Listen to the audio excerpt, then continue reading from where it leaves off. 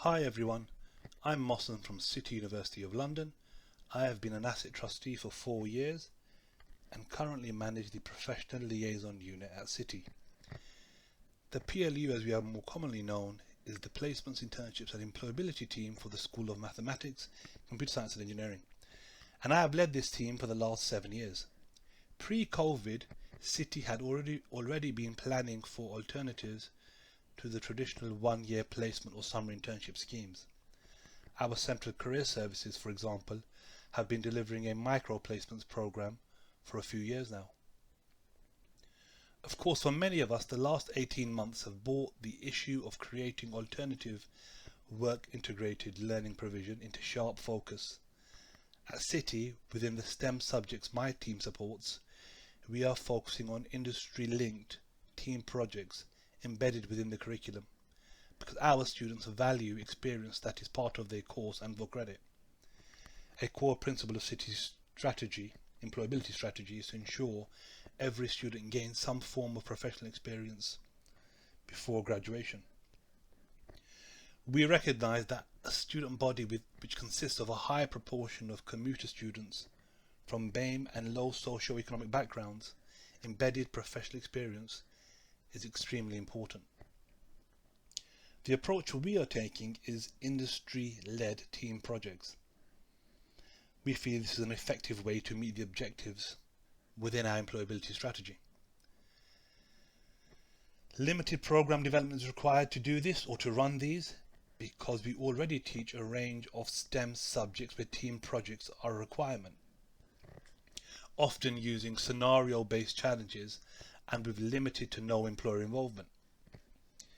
In terms of resource management, it is fairly obvious that sourcing employers for groups of students is significantly less resource heavy than having to find an employer for each student.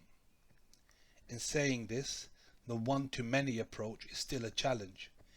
Employers are encouraged to offer projects because they will need to commit minimal time and can use the projects as an opportunity to talent spot, especially when students are presenting back their work.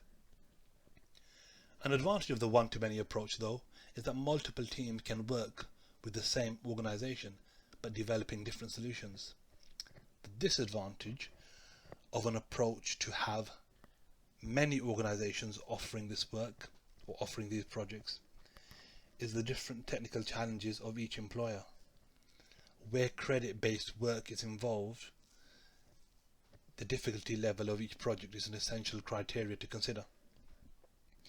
As I said above, we have to do limited program development because these modules already exist. However, like all things in HE, even with existing modules and changes to them can take time. Because of these delays, which often fall outside of our control, we have been trialling non-credit bearing team projects with charity organisations, but rather than approach individual charities, we have been targeting umbrella organisations who represent many charities. We have been partnering with these charities within the umbrella organisations, and teams of our students have been working on a range of technical solutions for these charities. Most of these projects are computer science, software, web development based. So we have aptly named this initiative Tech for Good, or TFG as we refer to it. 40 students participated in the first iteration over a 6 to 8 week period during term time. So that's another difference. We're running these things during term time rather than the traditional summer offer. Our second iteration has begun, and we aim to run a third iteration over the summer period. Thank you all and see you soon.